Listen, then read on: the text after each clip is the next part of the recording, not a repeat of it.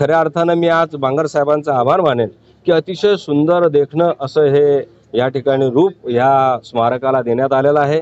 याला सर्वस्व या ठिकाणी मी स्वतः बघतोय दिवस रात्र। जे आज 13 वर्ष म्हणतात लोक की ते 2 महिन्यामध्ये की महानगरपालिकेने ही किमया जी केलेली आहे याचं सर्वस्व जे काम आहे ते देसाई साहेब आहेत, सिटी इंजिनियर त्यांचं, आणि गुमास्त्याने त्यांची जी शिक्तोळे वगैरे इसामे यांची जी टीम आहे या कार्यक्रम यांनी फार चांगल्या पद्धतीने कार्यक्रम हे आज साकार केलेला आहे।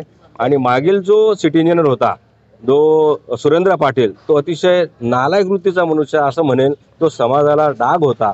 त्याने हे सगळं कॉम्प्लिकेशन तयार केलं, म्हणूनच हे सगळं स्मारकाच्या बद्दल ह्या वेगवेगळ्या भूमिका लोकांमध्ये घ्याव्या लागल्या, कारण त्यांचं मत न होतं। आणि म्हणून आमचेच नेते सुधाकर सोडणे साहेब यांनी आज जे उद्घाटन म्हटलेलं आहे ते उद्घाटन नसून लोकार्पण आहे। आणि त्यांनाही मनाने आनंद होतोय की आज जनतेसाठी खुलं होत आहे। पण नालायक त्यांना काही कारणास्तव बोलावं लागलं, कारण दुःख आहे की त्यांच्या कारकिर्दीत ते होऊ शकलं नाही।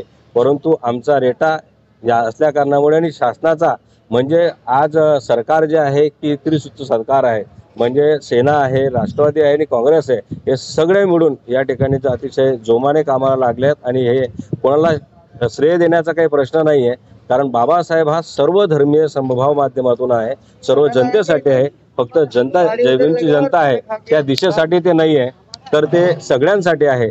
त्यामुळे मी जनतेला आव्हान करेल की आपण या ठिकाणी लोकार्पण सोहळ्याचं लाईव्ह प्रदर्शन आहे।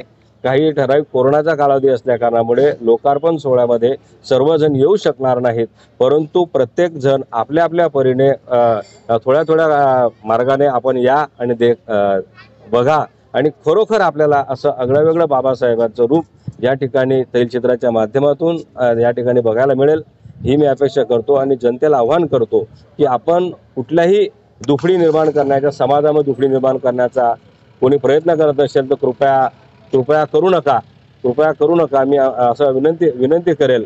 आणि आपण या ठिकाणी येऊन बाबासाहेबांचं स्मरण कशा पद्धतीनं होईल आणि जपणूक कशा पद्धतीनं या स्मारकाची केलेली आहे या नवी मुंबई महानगरपालिकेच्या माध्यमातून खरोखर शोभनीय आहे।